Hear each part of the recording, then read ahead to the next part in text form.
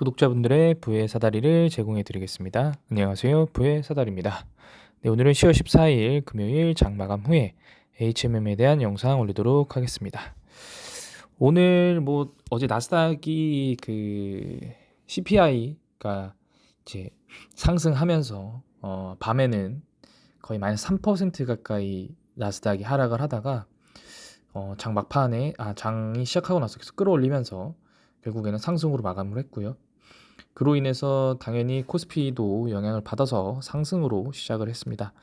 지금 보게 되시면은 코스피가 오늘 2200포인트로 시작을 했고요. 종가는 2212포인트, 시가 대비 상승으로 일단 마감했습니다. 코스닥 같은 경우에는 조금 더 상승폭이 컸는데요. 코스닥은 2%로 시작해서 거의 5% 가까운 상승, 4.8%로 마감했습니다. 요거는 제가 잘못 봤네요. 코스닥 같은 경우에는 2%로 시작해서 4.09%로 일단 마감했습니다. 당연히 최소한 2%의 상승은 가져왔었어야 되는데요. HMM 같은 경우에는 4.6% 19,000원까지 상승을 했으나 그 가격을 버티지 못하고 2.75% 18,650원으로 마감을 했습니다. 딱 요 아이러니하게 딱 요 지난주 수요일 급락을 하던 지난주 수요일의 수준까지만 터치를 하고 일단 내려왔는데요. 종합적으로 보면 그렇습니다. 일단 상승 추세로 전환은 했고 초입기입니다. 상승 추세를 탈 수 있는 초입기고, 이 초입기에서는 당연히 이 이평선들이 역배열되어 있는 상태이기 때문에 이 역배열을 다 그냥 깨 부수면서 위로 올라가야 합니다. 시장도 지금 그렇게 상승을 하고 있는데 이 시장 대비 더 큰 상승이 나와줘야만이 사실은 어느 정도 적정한 수준의 수익을 보면서 엑시트를 할 수 있습니다. 시장의 상승보다 더 큰 상승을 가져오지 못한다라고 하면은 사실은 시장이 하락할 때는 시장보다 더 빠르게 빠지기 때문에 오늘은 조금 아쉬운 상태입니다. 다만 금일에 지금 보게 되시면 매매 동향을 보면 오늘도 A는 28만 줄 매수했고 기관이 12만 줄 매수했는데 금융투자, 사모펀드, 투신이 매수했습니다. 연기금도 오늘은 매도를 했지만 매도의 물량은 줄었고, 일단 가장 긍정적인 부분은 외국인의 매수가 10월 5일부터 약 2주간 지속되고 있다는 부분이 상당히 긍정적인 측면이라고 저는 생각을 합니다.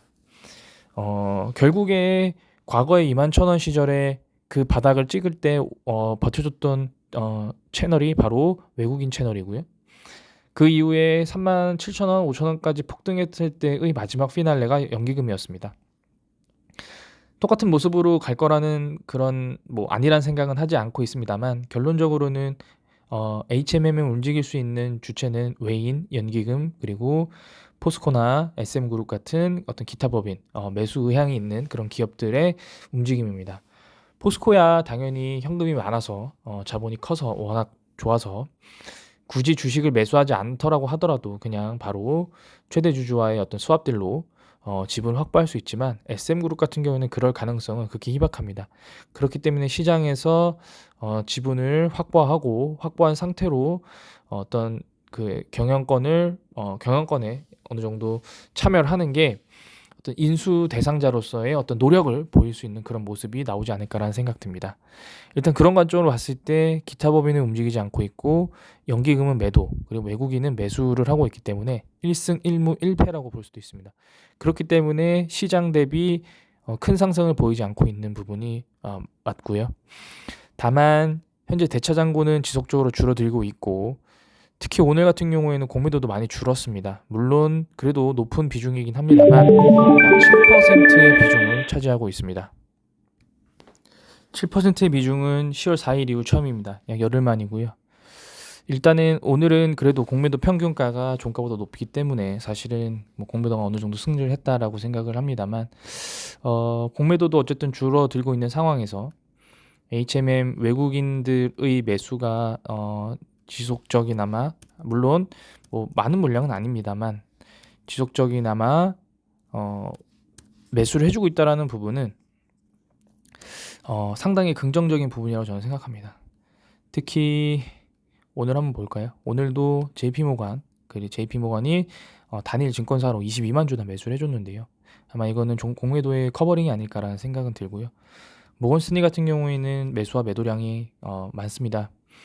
뭐 그 말은 결론적으로는 매수하는 주체도 있고 매도하는 주체도 있다라는 뜻이기 때문에 현재 HMM의 어떤 그런 해운업에 대해서 물론 지금 시장은 계속적으로 셀 리포트 그리고 해운 운임 지수가 지속적으로 하락할 거다라는 부정적인 내용들을 뿌리고 있지만 결국에 모든 시장 참여자들이 압니다.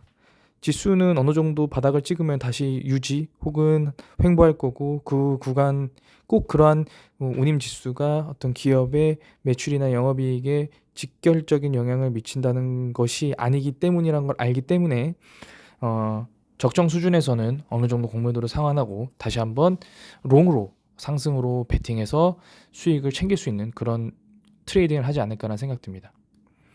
시황 뉴스는 별다른 특별한 뉴스는 없습니다. 뭐 어제 이제 오후 5시 27분에 뭐 매각 셈법도 복잡하다 뭐 이런 내용들 나와 있는데요.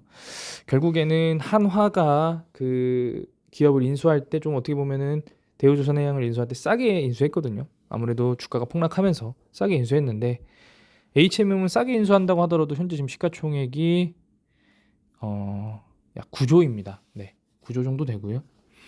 9조짜리를 손쉽게 인수할 수 있는 기업이 많지는 않습니다. 그렇기 때문에 뭐 매각 셈법이 복잡하건 아니면 단순하건 관계없이 포스코처럼 현금이 많은 기업 아니면은 뭐 여러 가지 그 어떤 이 프라이빗 에쿼티 해가지고 이제 출자 쭉 이제 연합으로 해서 뭐 매입을 한다던가 종목을 이 HMM을 그러지 않는 이상은 사실은 어제도 말씀드렸지만 정부가 사모펀드 CB나 BW를 시장에서 이 전환 청구를 하게 되면은 아무래도 시가총액 이 지분율이 너무 많이 올라가기 때문에 이런 부분들에 있어서 시장에서 계속 내용을 던지면서 간을 보면서 이런 CB들을 전환하지 않고 그냥 상환하는 그런 모습으로 어느 정도 지분율을 유지시켜 놓고 인수 대상자를 찾지 않을까라는 생각을 좀 해봅니다. 그건 조심스러운 생각이고요. 어쨌든 결론적으로는 오늘 좀 아쉽습니다. 시장 대비 상승이 더 컸었어야 되는데 보통 통상적으로 카카오 네이버처럼 급락했던 기업들 4%에서 5% 이상 다 올라줬는데요. 2% 정도의 상승은 상당히 좀 아쉬운 부분입니다. 2.75% 상승, 3% 조금 안 되게 상승을 했는데요. 일단은 금주는 마무리됐고 앞으로 미국장이 오늘 어떻게 될지는 좀 봐야겠지만 현재 기준으로는 US 테크 100, 그러니까 나스닥 선물 지수는 0.63% 상승 중에 있습니다. 결국에는 우리나라도 역시 미국 지수에 연동될 수밖에 없고요. 미국의 오늘 금일 마감하고 선물 지수가 상승한다고 하면 다음 주도 좀 기대해 볼 수 있겠습니다만 어쨌든 현재는 뭐 뉴스 다 보시면 아시겠지만 여러 기업들 줄도산의 리스크가 있다 이런 내용들 그리고 가계대출이 계속 늘어나고 있다. 이 가계대출이 늘어나는 부분은 특히나 이 하위 소득 구간에서 많이 늘어나고 있다 이런 부분들 많이 접하시고 계실 겁니다. 이런 상황에서는 확실하게 현금 많고 영업이익 나고 돈 많고 사업 잘하고 있는 그런 기업에 투자하셔야 됩니다. 네, 단단하게 좀 투자하시고요. 네, 오늘 영상은 여기서 마치도록 하겠습니다. 시청해 주셔서 감사합니다.